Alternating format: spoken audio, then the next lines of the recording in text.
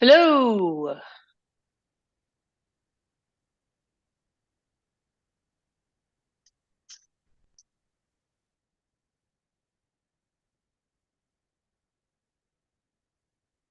Mr. Haverly, can you hear me? Yes, ma'am, I can. All right. I was informed that our Are we on the YouTube was record? Oh, we're not on. no, ma'am. No, Okay. just so IT's been working toward reestablishing our YouTube, which should be available momentarily, and I think it's going to show up on the commission website as part 2. Apparently you can't revive a dead YouTube, but you can get another one and call it part 2. Okay? All right. Melissa, we will address the exhibit issue At the end. right regarding NEE exhibit that we've been working on over the luncheon time. Okay? Very well. I think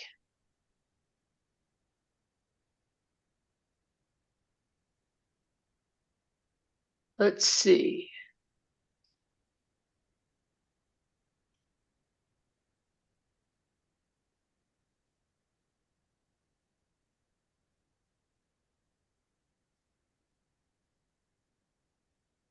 Just asking somebody to check the YouTube, and I think once I've got a confirmation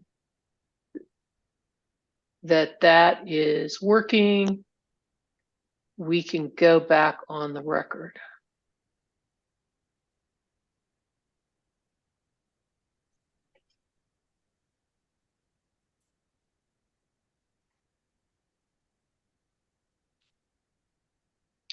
Thank you. Awesome. All right. We can, Melissa, if you're ready, we can go back on the record now. Yes, I appreciate that. Our YouTube connection is again working. Thanks to Phil and Miguel and John for helping me with that issue. We had a brief discussion while our YouTube was not working regarding procedural matters, and if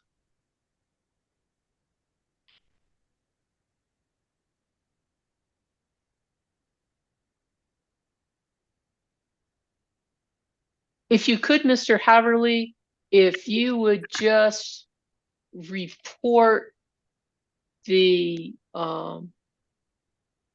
status of the depreciation rates issue that we discussed on right when we first came back. Yes, ma'am. Happy to do so. New Mexico Gas Company filed its new depreciation study on June 30th of 2023, and that updated our depreciation rates, and we used those depreciation rates for the future test year period. In this case, that was discussed in Mr. Buchanan's direct testimony at pages 61 and 67, and it was also mentioned, that wasn't exactly mentioned, but we called out the fact that we were using depreciation rates in the stipulation in paragraph 9, and we replicated in that exhibit to the stipulation the depreciation rates that we had included in the filing in 630 Schedule C2, which was sponsored by Mr. Buchanan. Okay. And I guess I just want to reference that it's my understanding that gas company filed its new depreciation study pursuant to 17.3.340 10 and have concluded 10D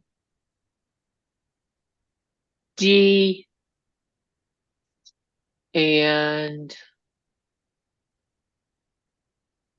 or 10, and then Yes, ma'am. you're also saying that in this case,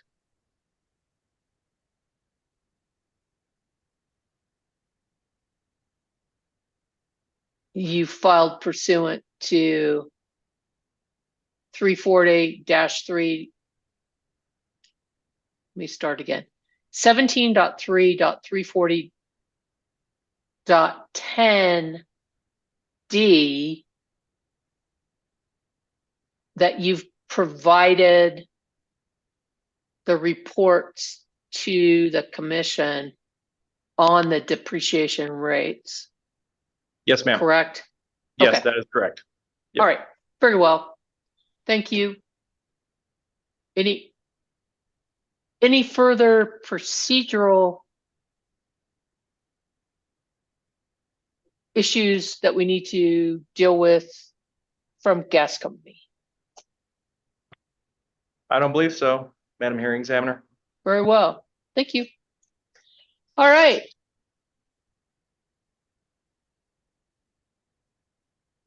Mr. Black, you have a witness. We have Miss Labor Tercero. Melissa, would you please swear Miss Labor Tercero in? Do you solemnly swear the testimony you're about to give will be the truth, the whole truth, and nothing but the truth, so help you God? I do. Thank you. Mr. Black? Good afternoon, Alicia. How are you today? Good afternoon. I'm doing well. How are you? Quite well, thank you. For the record, please state your name and position with the Public Regulation Commission. My name is Elisha C. Leyva Tercero, and I'm the Economics Bureau Chief in the Utility Division of the New Mexico Public Regulation Commission. Thank you. I have provided to you a document that has been previously marked as Staff Exhibit number 5. Do you have that document? I do. Please identify that document. That is my prepared direct testimony filed in this case on February 21st, 2024. And there are exhibits to that testimony, are there not? Yes, there are 2 exhibits. Were those exhibits prepared under your direction and control? The first exhibit was, the second exhibit is responses to discovery requests. So those were not prepared by me, but they were included by me as an attachment to my testimony. Thank you. And are those exhibits accurate? Yes. All right. Now, the testimony itself, was it drafted by you? Yes. All right. Do you have any corrections to that testimony? No, I do not. Now, if I were to ask you the questions today that are posed in that testimony, would you give the same answers today verbally under oath? Yes. Thank you. Let's see. Is your testimony true and accurate to the best of your knowledge and belief? Yes, it is. Hearing examiner, I move that what has been marked as Staff Exhibit 5 be admitted to the record. Any objection to what's been identified as Staff Exhibit 5, Ms. Labor Tercero's pre-filed direct testimony as verified by her here today? Hearing no objection, Staff Exhibit 5 is admitted. Mr. Black? Thank you. Ms. Leyva Tercero, can you please, I provided to you a document that has been previously marked as Staff Exhibit 6. Do you have that document? Yes. What is that document, please? That is my testimony in support of the uncontested stipulation filed in this case on March 13, 2024. And is any exhibit attached to that testimony? Yes, there's one exhibit. And did you prepare that, or is that under your direction? Yeah, that is a letter from the gas company, so I did not prepare it, but I included it as an attachment to my testimony. Thank you. And is that exhibit accurate? Yes, Okay, was this exhibit 6 testimony drafted by you, or yes, it was. do you have any corrections to that testimony? I do, as reflected in staff's errata that was filed in this case on March 21st, 2024. Okay, that's coming up as the next exhibit. Okay. All right. If I were to ask you the same questions posed in this testimony, would you give the same answers today verbally under oath? Yes, given that correction. All right, thank you. Is your testimony true and accurate to the best of your knowledge? Yes, it is. Hearing examiner, I move what has been marked as staff exhibit 6 into the record. Any objection to what's been identified as staff exhibit 6, Ms. Labor Tercero's testimony in support of the stipulation as corrected by her here today? Hearing no objection, staff exhibit 6 is admitted. Mr. Black? Thank you. I've provided to you a document that has been previously marked as staff exhibit number 7. Do you have that document? Yes, I do. What is it? That is staff's notice of errata to the testimony of Alicia C. Leyba Tercero in support of uncontested stipulation filed on March 13, 2024. All right. There's no exhibit attached to that, is there? Yes, Oh. there's an exhibit A which identifies the correction. I understand. In a like a red line version. Yes, Thank you. And did you prepare that? yes, I did. Okay. And is that exhibit accurate? Yes, it is. Okay. Now, was this exhibit 7 drafted by you? Yes, it was. Do you have any corrections to it? No, I do not. If I were to ask the same questions, would you give the same answers today under oath? Yes, Is the testimony true and accurate to the best of your knowledge and belief? yes. Madam Hearing Examiner, I move what has been marked as staff exhibit 7 into the record. Any objection to what's been identified as staff exhibit 7? A notice of errata to Ms. Labor Tercero's testimony in support of the stipulation as confirmed by her here today and offered as staff exhibit 7. Hearing no objection, staff exhibit 7 is admitted. Mr. Black? Hearing Examiner, I tender the witness for examination at this time. Thank you. Good afternoon, Ms. Labor Tercero. Good How are you? afternoon. I'm well. How are you? I'm okay now that the technology is working. So your responsibility in this particular case was rate design. Is that correct? Yes, allocation, rate design, and some other issues that I also addressed the WNA mechanism. Yes. And I want to give you an opportunity, Ms. Labor Tercero, to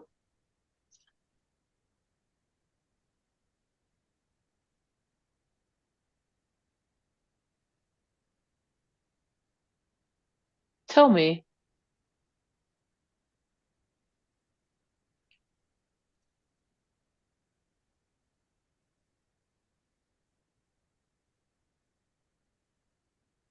You've seen this exhibit? Your favorite chart, right? I know, I know. Yeah, other than my friend with the porcupine quill, absolutely. My favorite picture. Oh, so you've seen that before. Yes, I have. And are you in general agreement with the characterization, I believe, from gas company witness that the red line indicates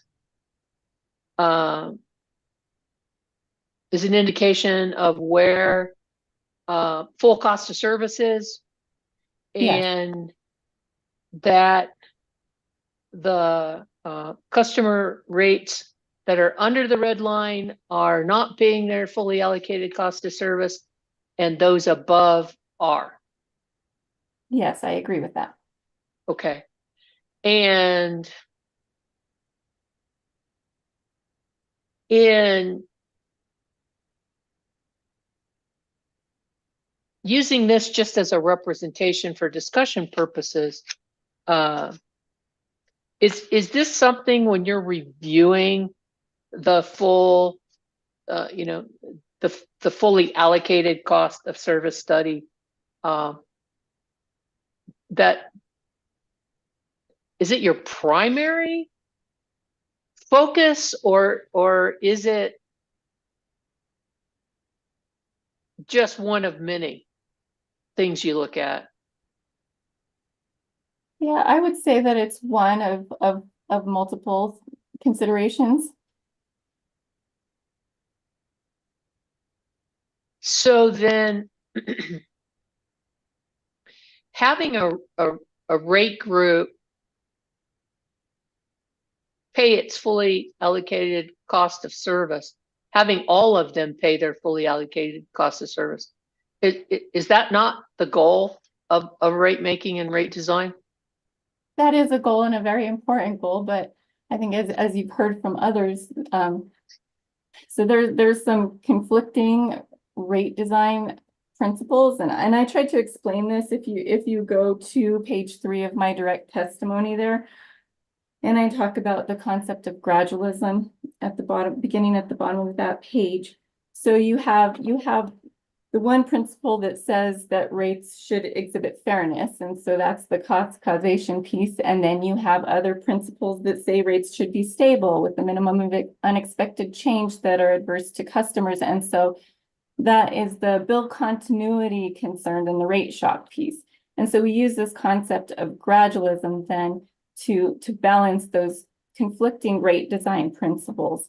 And so what gradualism does is it serves to move customers toward their cost of service in a gradual way that hopefully avoids rate shock. And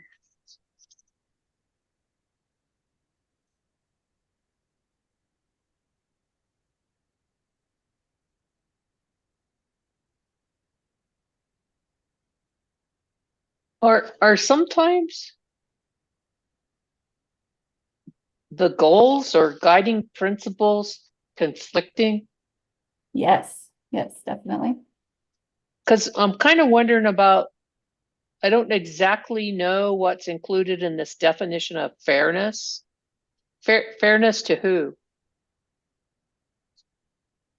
Well, how the way I interpret that is that customers should be paying their fair share of the cost of service. But go ahead. That is at least one goal.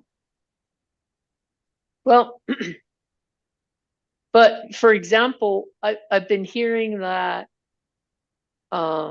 especially with some of these rates that aren't paying, that are under the red line, that the initial rate design would have had them pay multiple percentage increases, right?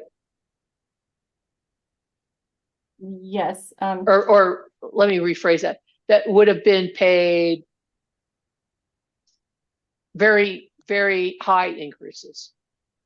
Yes, for example, rate number 70, the class that you see that is furthest below the line there, that is the class that would have received the largest increase if you had strictly applied these results of the FACO study.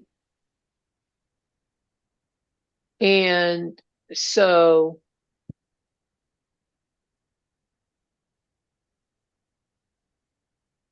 there's some thought then that you wanted to temper that particular increase to make it smaller. Right, yes, I'm as proposed in the application. Well, if you had strictly applied the FACO study and you had given rate 70 the increase that is indicated by the study, I think they would have had something like 175% increase, and so that would be considered rate shock, I believe. And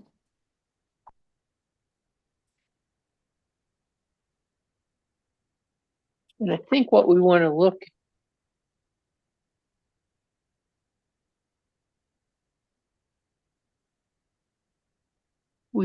at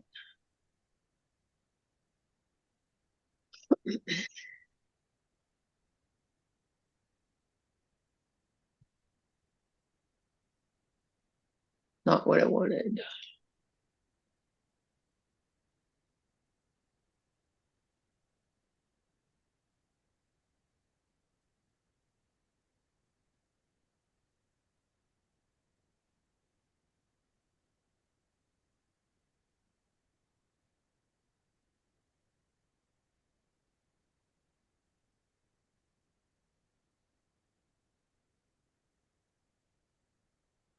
There we go.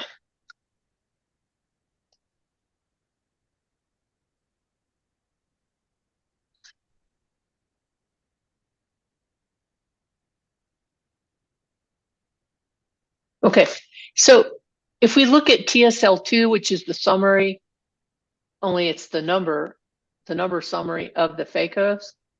So if we were looking at rate 70, right?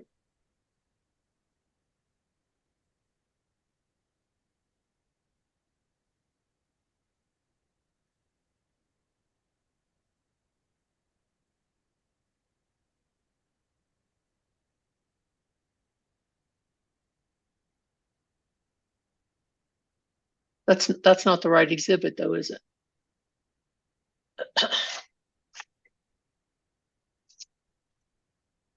Okay. Let's try a different one.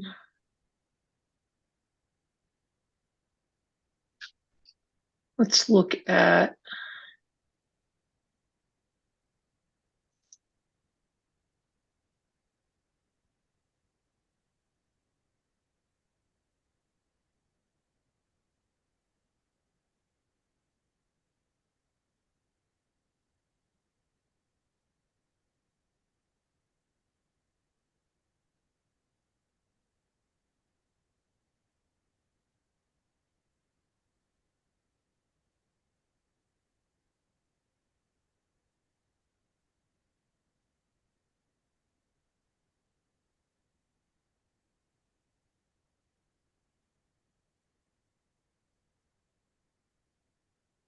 I only keep coming up with the stipulated one.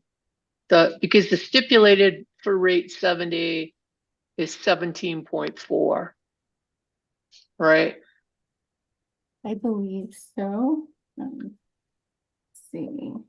If you look at the stipulation exhibit 2.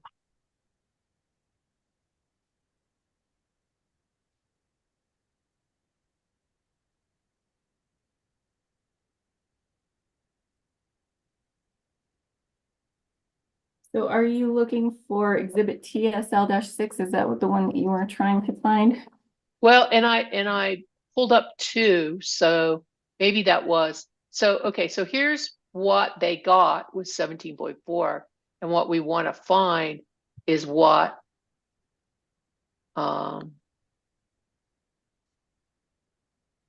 I'll try again.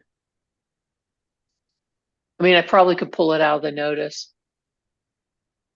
So it's, I think it's exhibit TSL-6.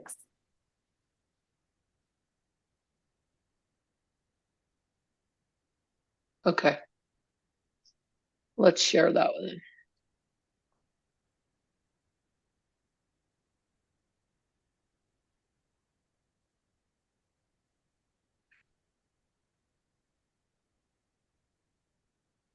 Well, that's a proposed revenue change.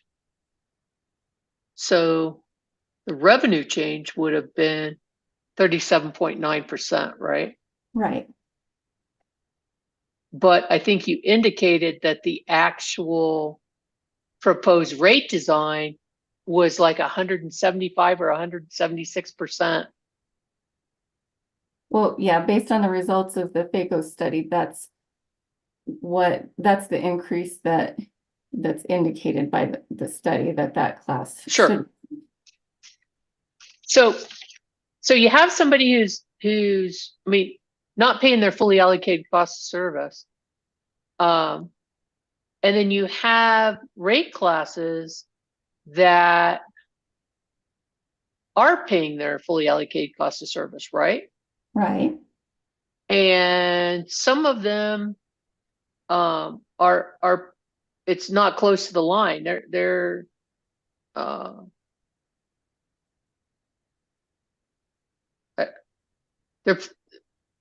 I don't want to quantify it, so I don't want to use a word, but okay, like this one, rate 31 is paying 24.5% above its fully allocated cost of service, right?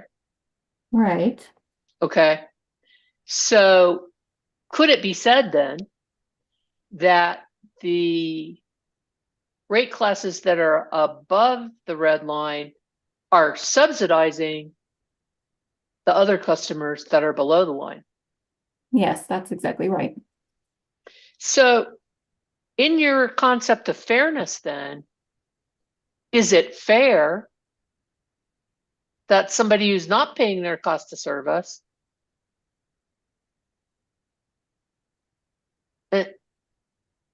gets an increase that's lower than the percentage that's going to have them pay their cost of service? Otherwise, they're going to be subsidized by the other rate classes. Is Well, that fair? That's where these other conflicting principles come in. Okay. Because if we were to bring, say, rate 70 all the way up to cost of service, that's going to be a huge increase for them and they may experience rate shock. And so that could be considered unfair to that rate class. Okay. So it's all a balancing. That's definitely what it is. Okay. Very well. Before I forget, because I don't want to forget. Did you look at the bench request 5 and 7 results? Can you remind me of what? I can. Those were the transportation rates. Well, I did not address transportation rates, so that was not something I focused on. Okay, but did you look at these? You briefly. Okay, basically if you were listening, the whole thing on that, and the reason I ask you, because when we look at, you did rate design and rate 70 was part of the rate design, right? Yes. Okay, and that's the discounted transportation rate, right? No, that's not the discount rate. Those are under Oh, separate. that's the transportation.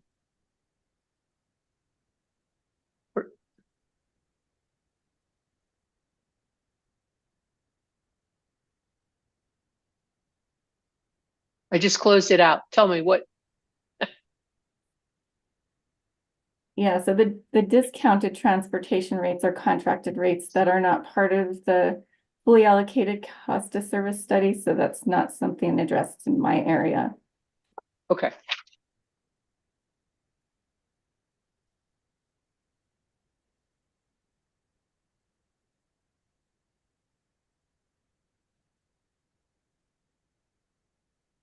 Who should I ask that of? I believe Mr. Zigich was the person that addressed the discounted transportation rates. I don't think he knew.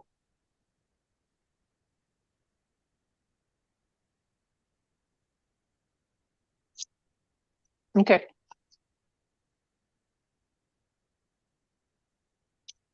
So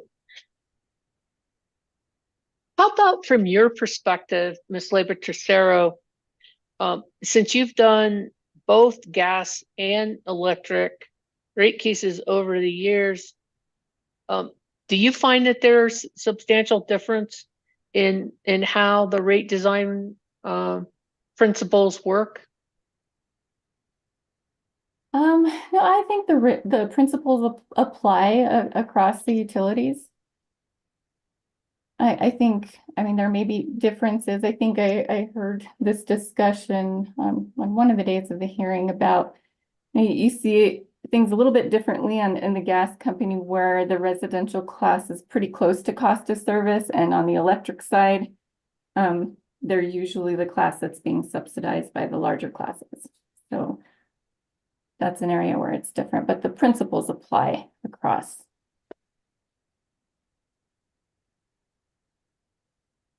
So there isn't necessarily the principles aren't necessarily changed because of the industry type.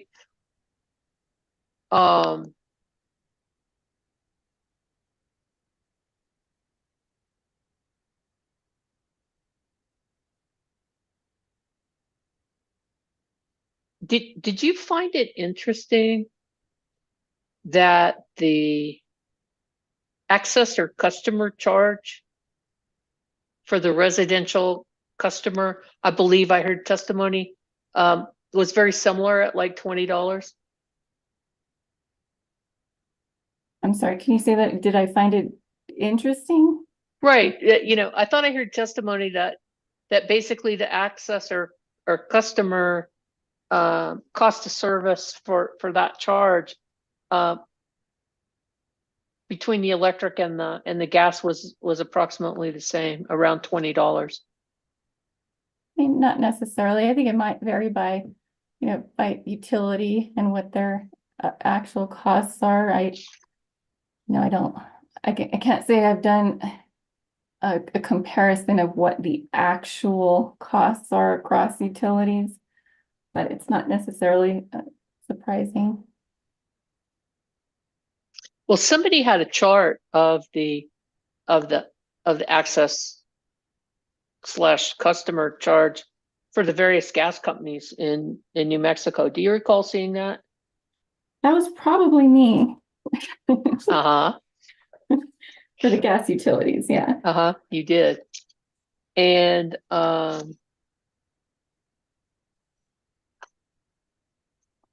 that's on page 13 of your testimony. Right. Yes. And when you look at the customer charge, gas companies kind of in the middle, aren't they? Yes. Do you have any idea what kind of customer base that Raton has?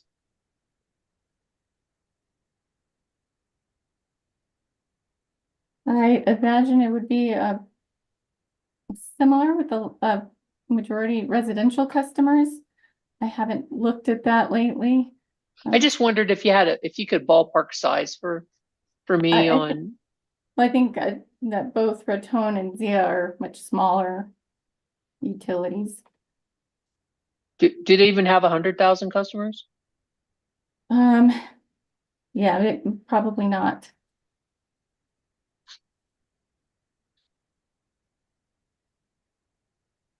So did comparing the three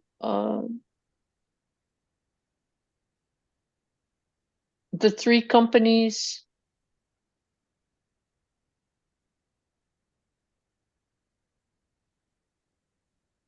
impact your testimony in this case? No, not necessarily. It was more for informational purposes. As I state here that, each utility's rates are set based on a particular revenue requirement that's unique to that utility. And this is something that commissioners liked to see in the past, these comparisons, and I've continued including them, but it didn't necessarily impact my recommendation in this case. Okay, so provided for informational purposes only. Yes. Why doesn't why doesn't Raton have a transmission service? That because it's not part of their service.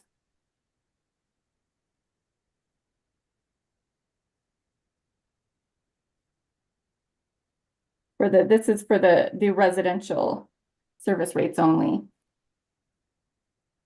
Okay.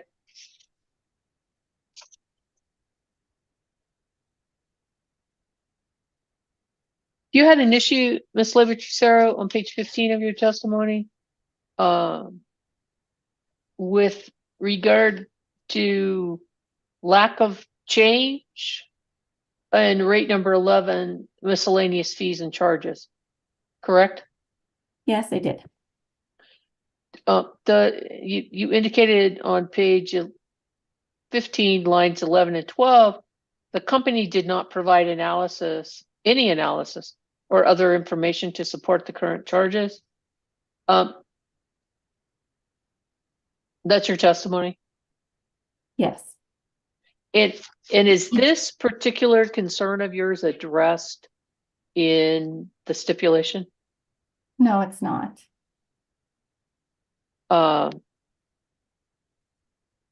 So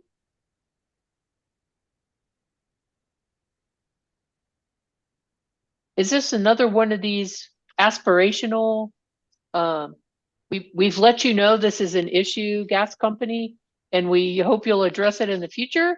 Or is this something staff will actively pursue? Yeah, Or not? Yes, we will. I actually did address this in my stipulation testimony to indicate that, it wasn't addressed in the stipulation, but I believe it has been resolved. It didn't necessarily need to be addressed in the stipulation. You talked earlier about having good communication with the utilities, and I believe staff does have good communication with the gas company. We have a good working relationship. The gas company indicated to staff that they were willing to do this, and I have attached a letter to my stipulation testimony indicating the same, and I believe the gas company will follow through on that. Okay, very well.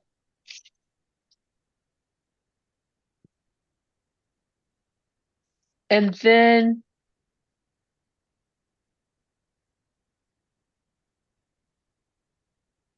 additionally, in your testimony,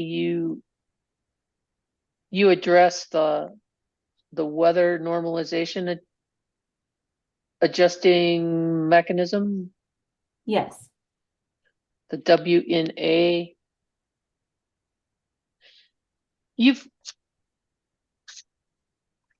You have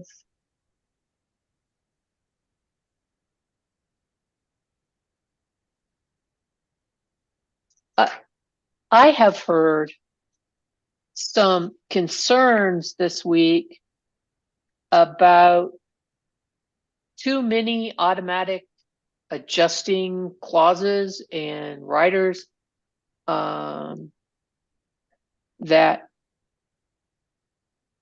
are being proposed. Does the staff share those concerns? To an extent, but for this particular one, so as you know, it adjusts base rate revenue recoveries for variations in weather. So when you have periods of colder than normal weather, then when the company might be recovering more than its authorized revenue requirement, then in those situations, customers would be credited.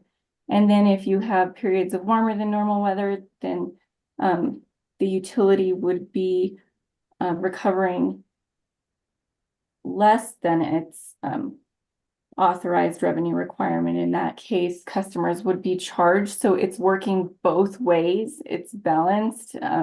If it were working only in the favor of the gas utility, then I may not support it. But I think, you've heard that the company has weather sensitive customers, and the majority of its customers are weather sensitive. You have over 90% between the residential and the small volume general service.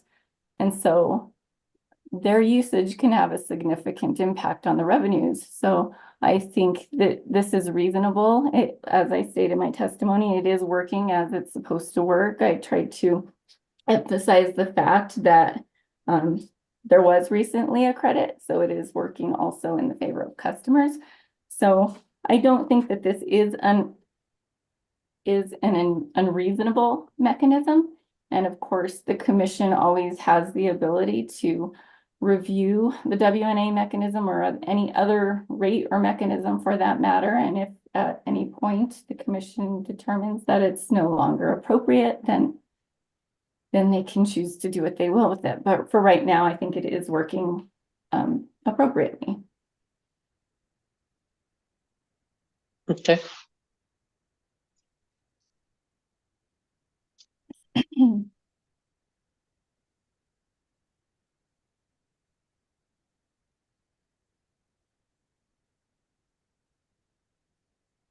Does this kind of mechanism just affect the timing of the revenue or the actual collection of the amount of revenue to the point that it can delay coming back in for a rate adjustment period? It affects the actual collection of the revenue. So yeah, I mean, that is a possibility that if the gas company did not have this in place, they might need to come in sooner if they're under recovering. Do you agree with the premise of that they have to come in, if every 24 months because of the regulatory cost required under the IMP? That's my understanding from the company. I have no reason to dispute that. Have you heard the same or similar concerns from the other two gas companies? I have not, but I haven't heard from the other two gas companies for a while.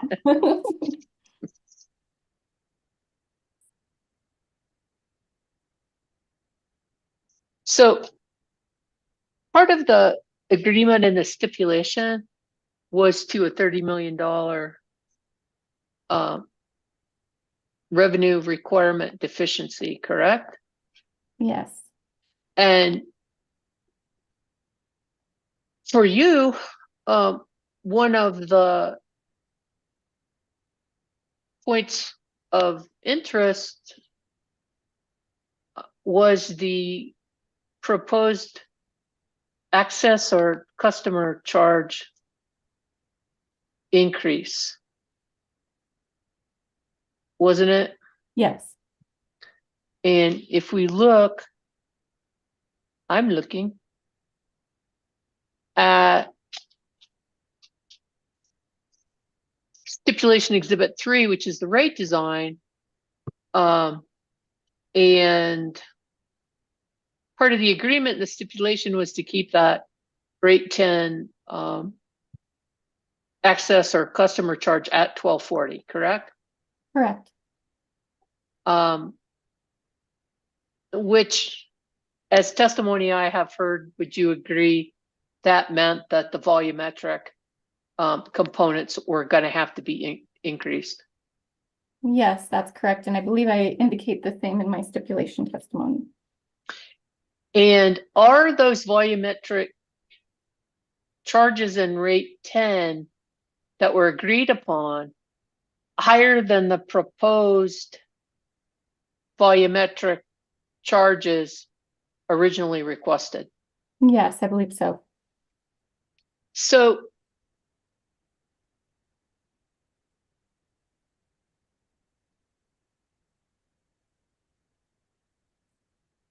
in keeping the proposed access customer charge for rate 10 customers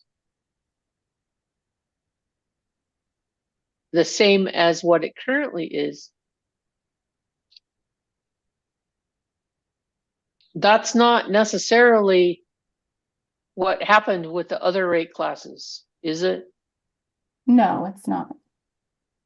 And in fact, some of the rate classes had rates that all three components of the customer costs were included, didn't it? Were increased, yes. So how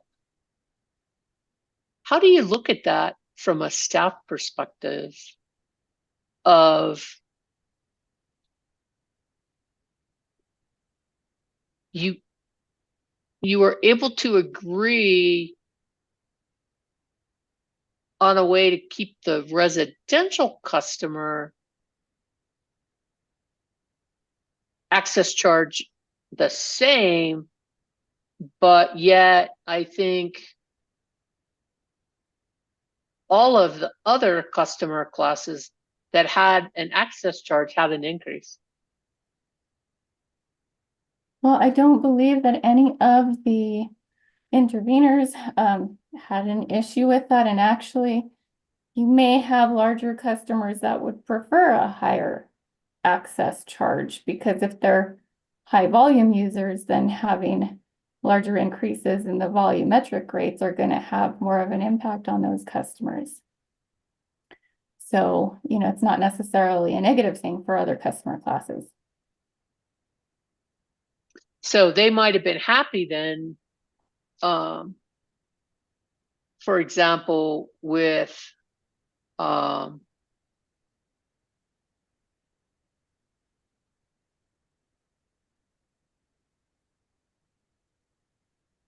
those rates, all three of those rates went up.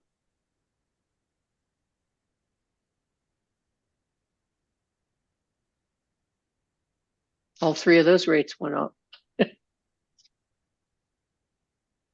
Yeah, I think, for the most part, aside from the residential access fee, we accepted, or the signatories accepted the company's rate design as initially proposed.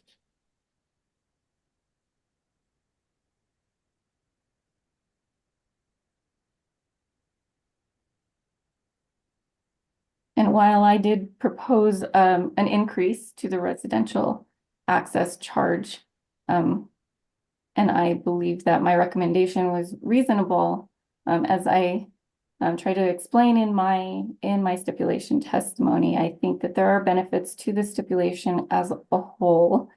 And I think there are also reasons to keep the access charge as it is. There are benefits to it anyway, like conservation. And as I also indicate, given the fact that the gas company is on this 2-year track with rate cases, they're going to have another opportunity soon to bring that rate closer to cost.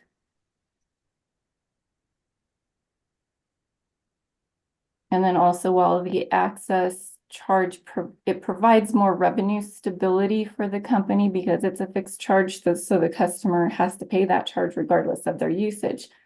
But on the other hand, because of the WNA mechanism, you do have that revenue stability. And I'm not saying that should be a replacement for the access charge being at cost, but it provides revenue stability for the company. And I noted that in your testimony, the following your testimony on pages 13 and 14.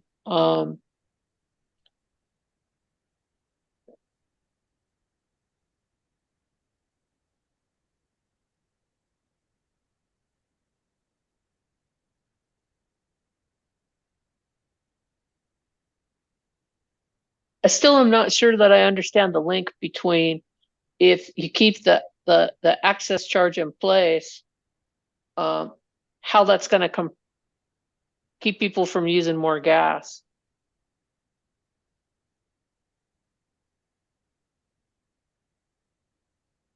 Well, I mean, if you're looking at it in terms of heating, then, you know, maybe if you're somebody that likes to have your thermostat at 70, you might maybe set it a little lower than that and put an extra sweater on or something like that. Or maybe instead of making that pot roast in the oven, put it in the Instapot. You know, there's certain things that you can do to conserve, and energy efficiency measures.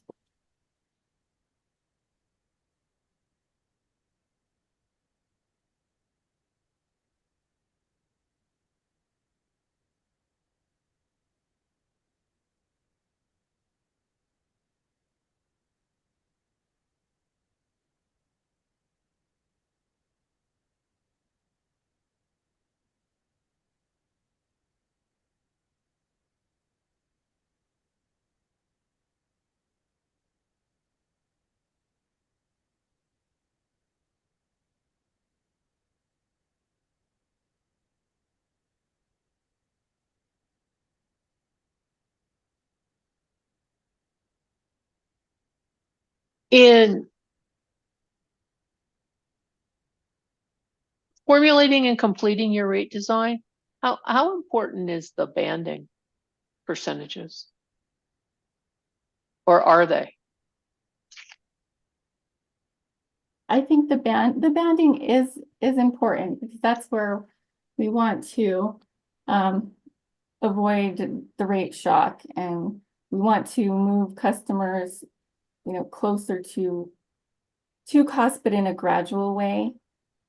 So as you may have seen from my direct testimony, staff supported the banding methodology that was proposed by the company.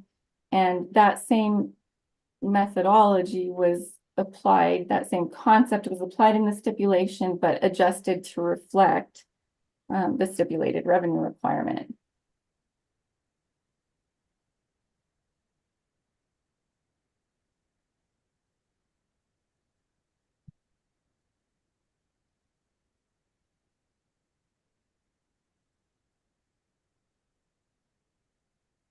But I think, you know, but it still follows the overall allocation, I believe, is still consistent with the results of the company's FACO study, in that those customers that are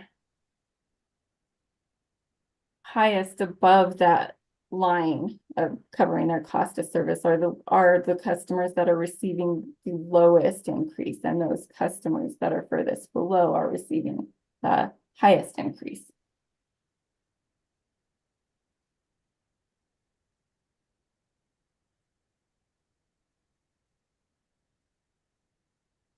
Well, you originally proposed a $14.40 customer / access charge for rate 10 customers in your direct testimony. Yes, I did. So was that a hard one for you to give up on? I mean, if you thought that was the appropriate customer charge for the residential class, and one of the agreements in the stipulation was to keep that at the current rate, which is like $2, right? Yes. $2 times all those residential customers was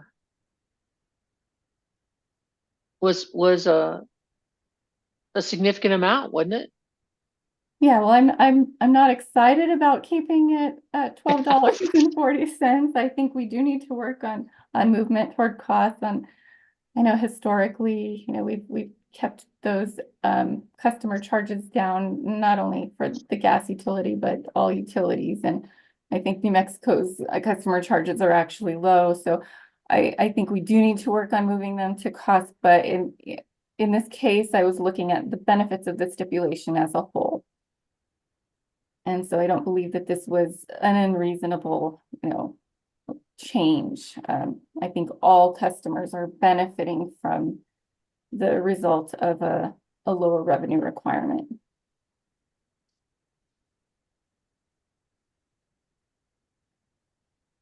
So as far as the overall revenue increase, that's in line with what staff wanted. So I think, as I asked Mr. Malden, if he was feeling pretty good about that, I think he said he was. Yeah, it's pretty close so- there. Yeah, pretty close. But so are you feeling okay with your other issues, even though they didn't go with your increase in the access? Yeah, I am.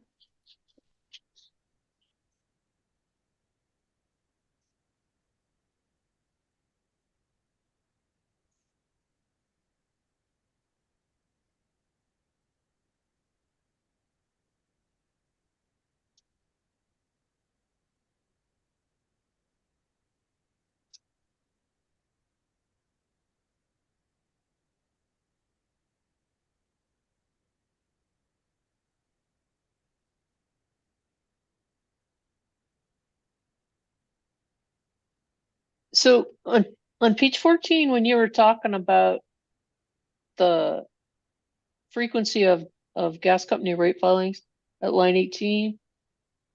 I'm sorry, can you tell me what you're in Sure. my stipulation testimony? I am. And- I and am. What page And again? you're 14. Okay. You're answering a question that was posed at line 12. Why has staff's position regarding the residential access fee changed such that staff supports the stipulated access fee of $12.40 for the residential class? And you've already indicated to me when I asked you, you referred to the increased frequency of the company rate case filings, correct? Yes. And you say on page 14 at line 18, just that. You say the increased frequency of gas company rate case filings presents near-term opportunities to increase the company's access charge for the residential class. This helps alleviate staff's concerns regarding intra-class subsidization. Why is that, Ms. Labor-Tercero? Well, if the company was coming in, say, every 4 years, then this might be a bigger concern because you're not getting that movement toward cost-based rates there. But because I think there's going to be another opportunity soon, so I think we can work on moving that access charge toward cost in the next case, hopefully.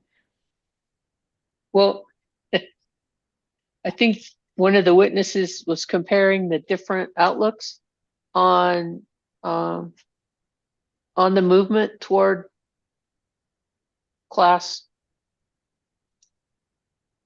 paying its fully allocated cost, and I think he described one outlook was glacial. Of course, I'm thinking about increased warming of the planet and reading about glaciers melting. So I don't know. You think that's what might be going to happen here?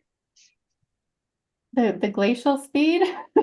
Yeah. Do you think that's going to, that glacial speed's going to increase toward getting this fully allocated cost of service one day, or no? Yeah, I hope so. I'd like to think so. Okay. Well, I'm thinking maybe you do with that testimony of the opportunities for regarding the inter-class subsidization, right? Yes. So let's talk about notice. Okay. NEE had some issues regarding notice and had some testimony on that. And part of that was included in the stipulation. Yes. And you conclude on page 20.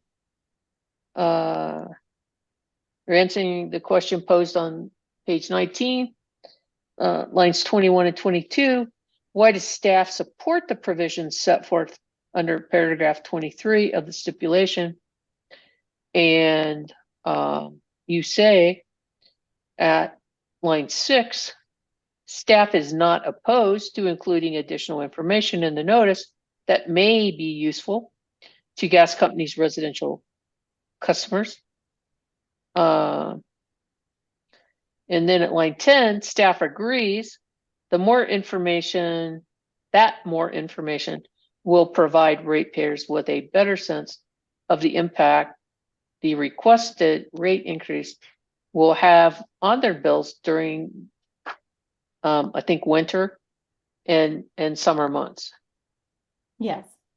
or could just be winter. I have those months, Miss Labor Tercero, you know. And that was your testimony, right? Yes, it should be winter months. Yeah.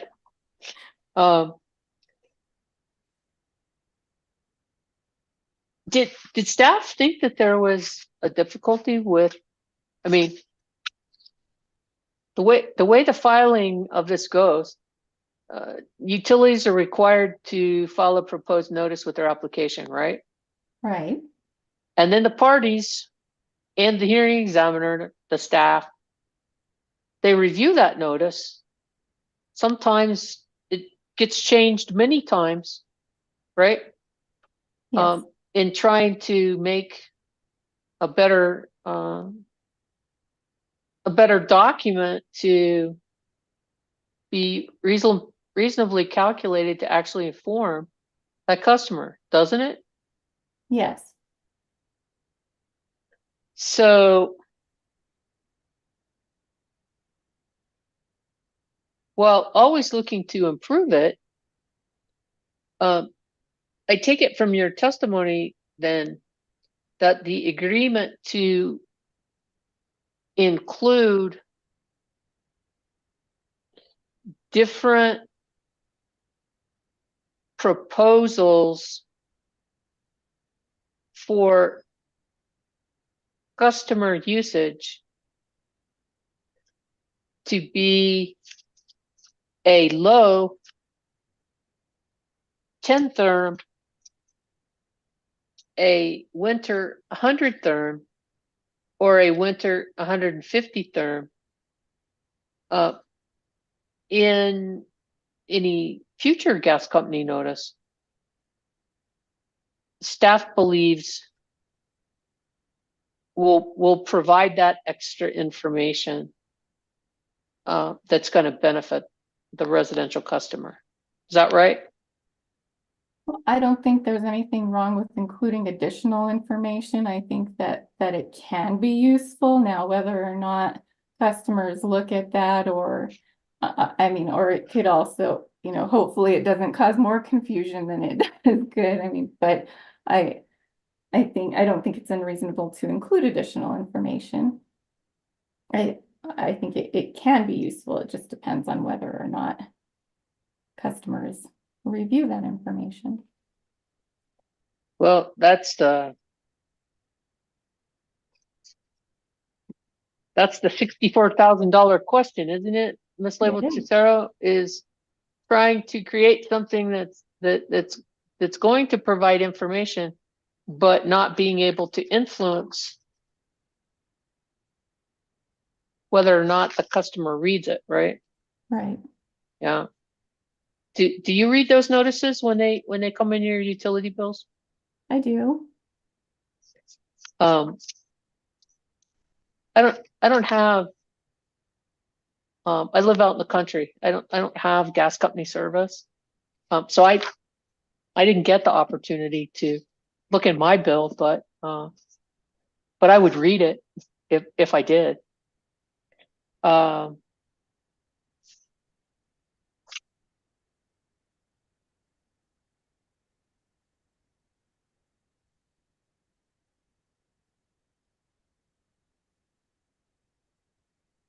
and I think as you have indicated in the conclusion parts of your or concluding parts of your testimony in support of the uncontested stipulation, Ms. Labor-Tucero, and as your testimony here today,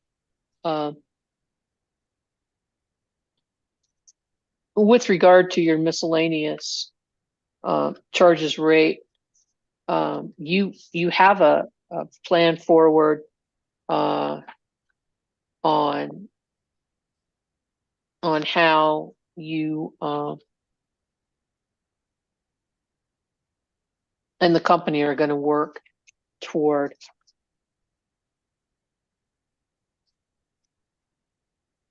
reaching some better information on that, right? Well, I believe that the company will provide this information, will conduct an analysis or a study on its miscellaneous service charges and for its next rate case and propose changes to its charges based on that analysis, if that's appropriate, if the analysis shows that those charges should be modified. But have they agreed to share that information with you? I believe that is the intent. Of course, I am happy also to reach out to the utility and see if we can get that information beforehand. I don't know that we talked through all of those details at this point, but I know that go ahead. I know that we will at least see this information in the filing. If they choose to file. When they choose to file, yes. Okay. For the record, I just referred to your exhibit ELT-1S, and this is the letter from Mr. Wassine to Attorney Black, saying that gas company agrees and commits to performing the study and based on the results of such study to propose updates to charges in its next base rate filing. Under the assumption that the numbers say things that should stay the same, then there wouldn't be any changes to propose, right? Yes, but the point is we haven't seen anything in any of the last few rate cases. So I mean, it may be that those charges should remain the same, but I haven't seen any information to show that or to show that they have been changed. And I think that's something that we should see, because if those charges are set at a level that's not recovering the cost, then other customers are subsidizing, those services for those customers that cause those costs. And at the same time, the charges could be set too high such that the customers that are paying for these services are being overcharged. Right. And then the last line says gas company further commits to engage staff as appropriate in this effort and to keep staff apprised of progress. I guess I would kind of suggest to staff, just as I did with the line extension policy, that that communications and number and type of communications be nailed down, or you don't want another standby rate. I'm very familiar with that. No, I know you are. That's why I brought that up. To just nail down what is the understanding between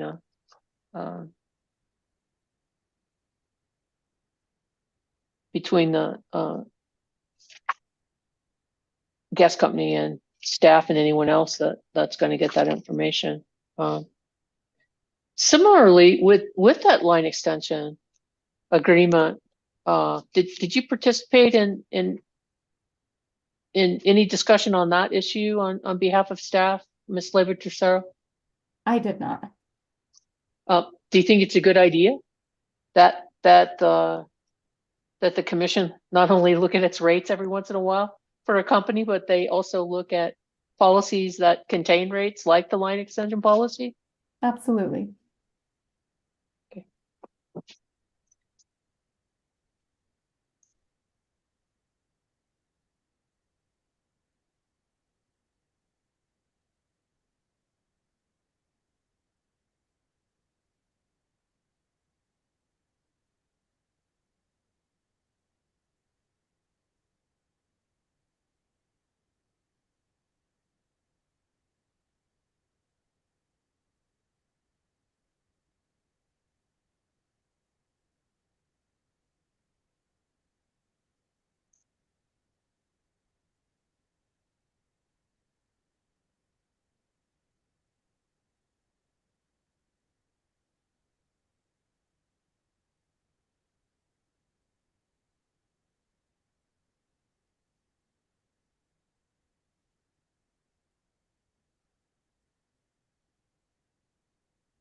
Ms. Labor Tercero, I believe that's all the questions that I have for you.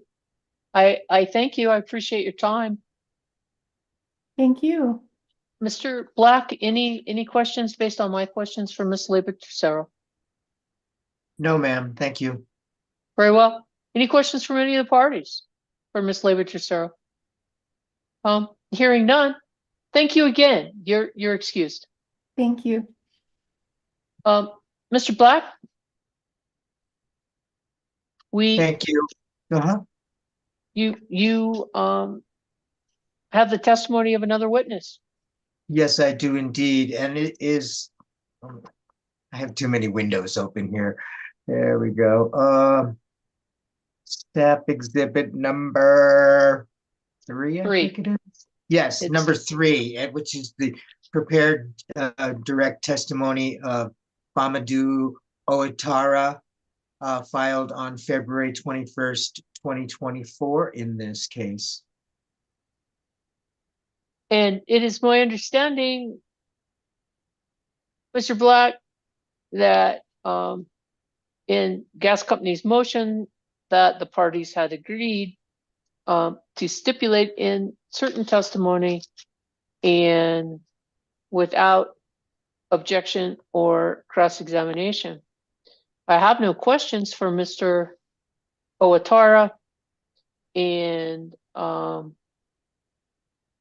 if you can tell me whether or not the staff exhibit 3, Mr. Owatara's direct testimony, is in fact the testimony exhibit that was placed in the Dropbox. Can you confirm that? Yes, I'm looking at he has a number of exhibits attached to his testimony, and they're in infinitesimally small font, for which I apologize. But they are included. His As- attachments As attachments to his testimony, yes. and the document that you're seeking to admit in this case is in fact the testimony that's included in the Dropbox. Yes, it is. And the testimony also has an affirmation in lieu of affidavits affirming under penalty of perjury under the New Mexico law that it's true and correct to the best of his knowledge, information, and belief. Very well. Any objection to what's been identified as staff exhibit 3, Mr. Owatara's direct testimony as filed with the commission and as placed in the Dropbox? Hearing no objection, staff exhibit 3 is admitted. Anything further from staff, Mr. Black?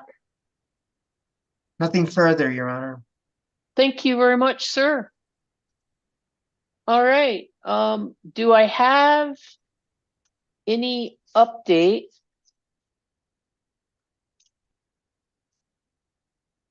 on bench request 6? Ms. Beatles? Just trying to get my mute off.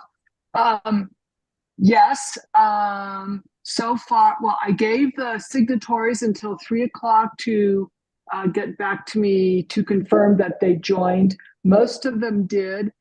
Importantly, the company has agreed to the language detailing the process. We got some edits from NM and I just gave it to our legal assistant to file and to make sure that you're on the email distributing, filing and serving it. Excellent. What parties have you not heard from? Federal Executive Agency, NMGC'S, and New Energy Economy. Okay. Do you want me to try to reach out to them to? Well, no, I thought Mr. Meyer was here this morning, but maybe not. No, I think anybody that that asked to be excused from the proceeding that that isn't here has waived any objection to the bench request response. So how soon is it coming? I just emailed it right at 3 o'clock, so 5 minutes ago, to my legal assistant. Okay. She usually gets right on it. Would you like me to? Why don't you check and just see, if we're going to be able to see it and just look at it here real quickly while we're still on the record? Well, I can always send you a copy of the final. Right. No, I understand that, but I kind of wanted people to, if they've all affirmed that they're in agreement with it, Melissa, Yes, do I actually need to physically have it to admit it right now? I don't think so. You can admit Okay. it, subject to it getting to you. Okay. Can you briefly describe what it says, Ms. Beatles? Yes. So prior to an initial meeting with stakeholders, gas company will reevaluate its line extension policy, specifically the credits and the Gas Advantage program. By September 15th of this year, gas company will provide notice to all parties of record in this case and other interested persons of a meeting to be scheduled no later than October 15th. At this meeting, the company will present its evaluation and also present any proposed revisions under consideration by the company. And they'll solicit feedback and suggestions for consideration of additional revisions. In this notice, stakeholders will be notified that they may attend the meeting or submit written suggestions instead of or in addition to participation in the initial November 15th, 2024 meeting. Okay, at or before the initial meeting, gas company will provide information on the average incremental cost of new customer connections, which may include additional net revenues, the average cost of new infrastructure required to serve new customers, and any other information that gas company chooses to provide. They also agree to provide information on a timely basis in response to reasonable requests from the stakeholders, reserving the right to object to unreasonable requests in content or number. By December 1st, believe it or not, I am shortening this as I go.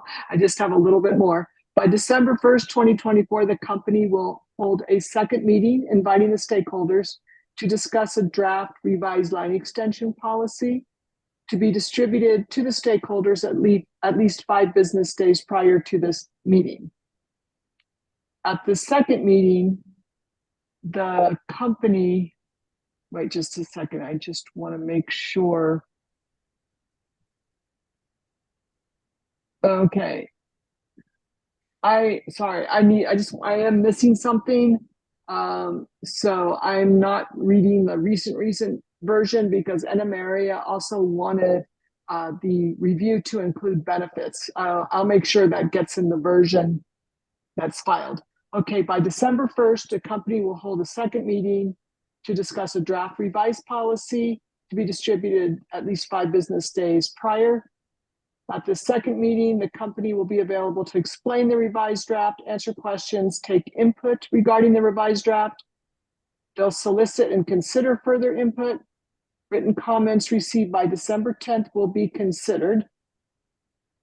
And by December 31st, 2024, the company will file a revised Rule 16 line extension policy with the commission, and no participant, as the stipulation provides, is precluded from exercising their right to object to the revised policy and seek commission review and hearing. That's it.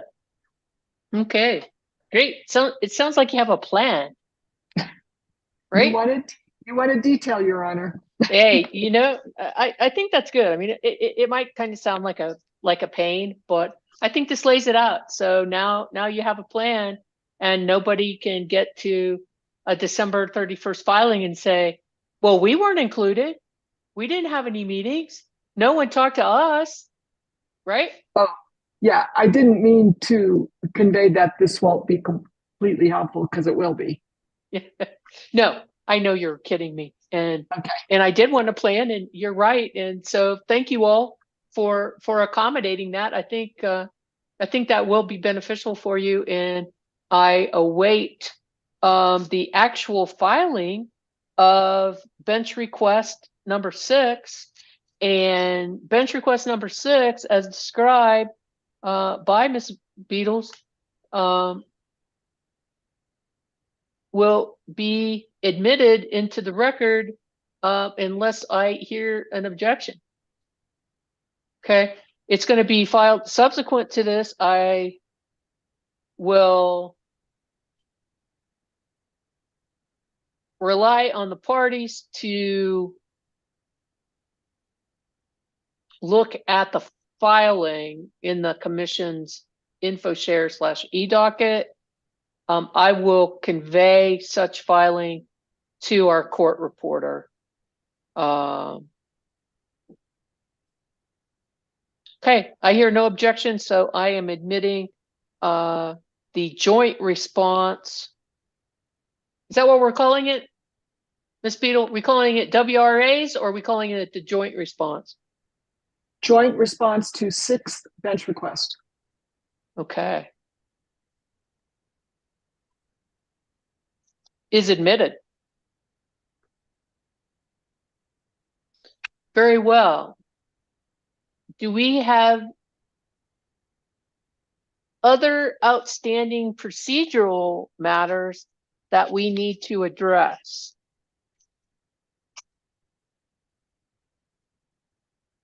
Madam Hearing Examiner, I think the company would like to discuss with you at the appropriate time what post-hearing writings you are going to be looking for from the parties and when. Do you have a suggestion as to when? No, madam, I do not. That's kind of based upon your schedule, I think, as to what you want from us and when. I think we'll be pretty flexible on this side. At least the company will be. Okay. I don't know that there is any specific legal issue that I believe in this case needs a legal briefing. Yeah. I think if the parties wanted to file a joint proposed certification, that included the proposed facts and findings, they wanted to do that, that would be acceptable. I think probably you're probably going to have the transcript by the beginning part of next week, and therefore I would think a couple of weeks after that might be appropriate. So I know when it's a group, it takes time to move things back and forth. So probably by the 26th. That should work. That would be acceptable in an area, and we would actually prefer to do a joint proposed certification. We think that would really help the parties to focus and give you the best guidance rather than filing briefs.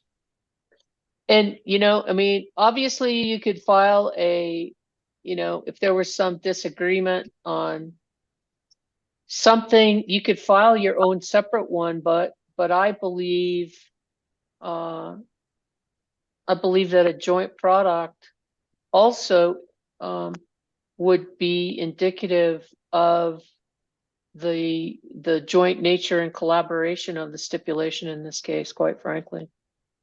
We agree. And I think if, perhaps by that time too, we'll know what Mr. Najjar's client wants to do. We may never know. That sometimes things happen that way, Mr. Najjar. I agree with you. Okay, great.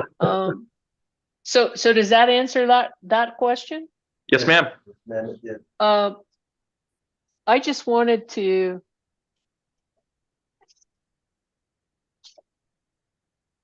we've had a couple of technical glitches, which I apologize for, but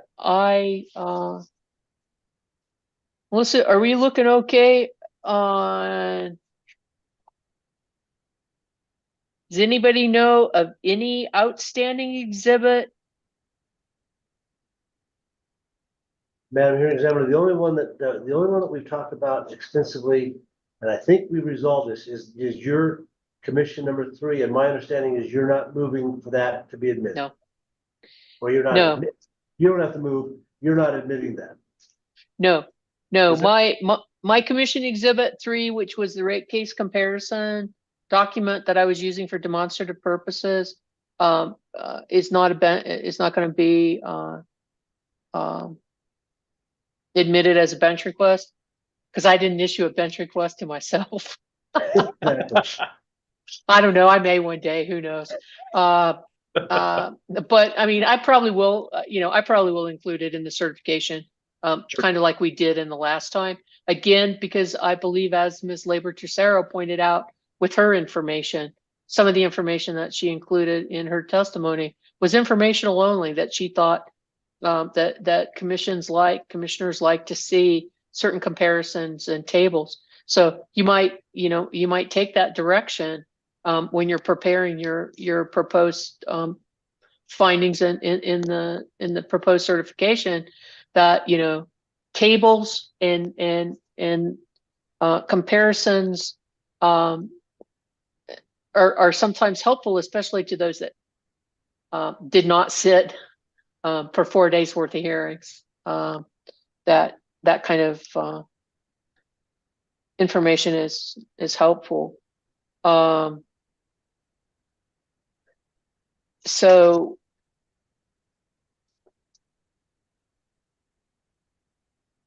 but I think you're right. I mean, I show that every exhibit that I had noted on my exhibit sheet has been admitted, because now's the time to do it. Once our hearing adjourns, it's kind of late to be able to do that. And Madam Hearing Examiner, I think Brian Haver just asked me about NEE's bench request response. That's in. Yes, that was the first thing that I put in the Dropbox. It wasn't when I put them back in last night, but it should be there. Perfect. Our court reporter has confirmed that the new link was working to the many levels. I don't know. I guess I've been affected by Mr. Lyons and his fully allocated costs and all gas company schedules that my layers have layers now. The thing about it is he knows why it happens. I don't know why. Yeah. I have sub folders, but anyway. So yeah, so we have all of our exhibits. Great. We have all of our witness testimony. Awesome. Like I say, I apologize for some technical glitches, but I think I'd like to thank and congratulate the parties. I think we've had a pretty efficient 4 days. Hopefully you all think so, as far as giving the commission information. So I want to thank you all for that.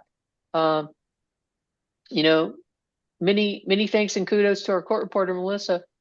Yay. Yay. We can't, do anything without her, and we appreciate her. I also want to also thank Anna, the hearing examiner's law clerk. We can't do anything without her either. And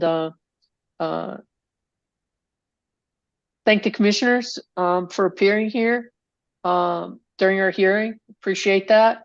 And then also want to thank the fellows in IT, Phil, Rico, Miguel. Couldn't do this without you. So thank you very much. You're waving at me, Mr. Gould. Are you Yeah, waving bye?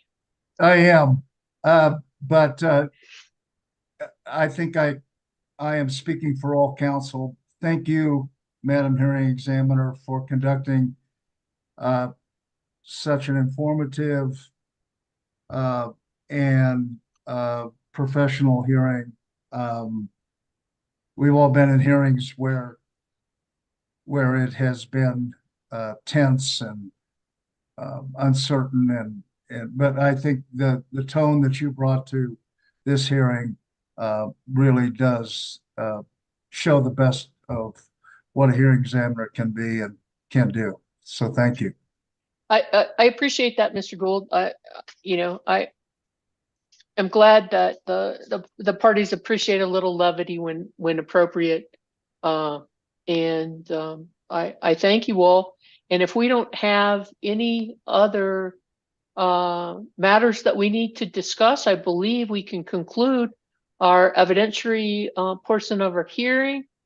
And I will look forward to any your post-hearing writings, and we'll work diligently upon receipt and before then to get out your certification of stipulation so that the commission can consider it in a timely fashion. I thank you all, and we are adjourned. Thank you.